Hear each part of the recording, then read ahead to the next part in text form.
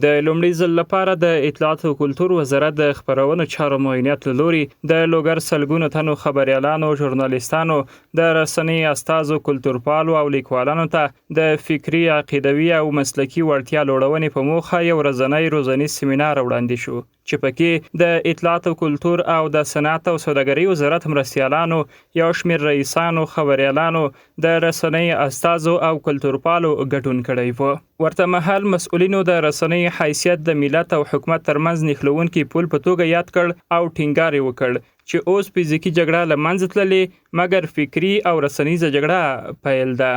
تاسو مسؤلیت جوړیږي چې د نظام د استحکام په خاطر باندې د خپل خاورې د آبادۍ لپاره د خپلو خلکو د ولسونو د وحدت او د اتحاد او د اتفاق د ساتلو لپاره موږ تاسو په دې برخه کې مبارزه وکړو.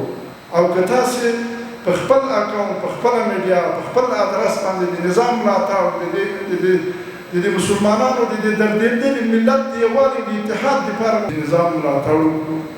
دغه راز دوی د لویدیځپالو رسنۍ د شوم غیر شرعي او غیر افغاني تبلیغاتو پر وړاندې د رښتینو افغاني رسنیو رسنیزې کړنې د قدر وړ وګڼلې او د رسنۍ مسؤلینو او خبريالانو ته په خطاب کې ویل چې د خپل دینی او کلتوري ارزښتونو په چوکاټ کې پر حقایقو واقعیتونو ولاړ نشرات وکړي او باید د غربي پالو تبلیغاتو پر وړاندې د رسنۍ ارزښت مهم او په ښه توګه ترسره شي. یوې خوا د تورو اتلانو د دښمن سرونه بس کړي، خو د قلم اتلان هغه څوک دي چې د باطل منطق یې ننګولی، د باطل ژبه یې پرې کړې ده.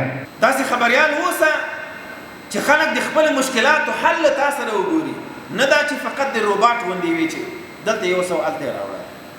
د حق مدافع اوسه ژورنالیسته. زموږ تاسې عزت، زموږ تاسې ابرو، زموږ تاسې کمال، زموږ تاسې اسلامي هویت دا څه ده؟ دا اسلام ده.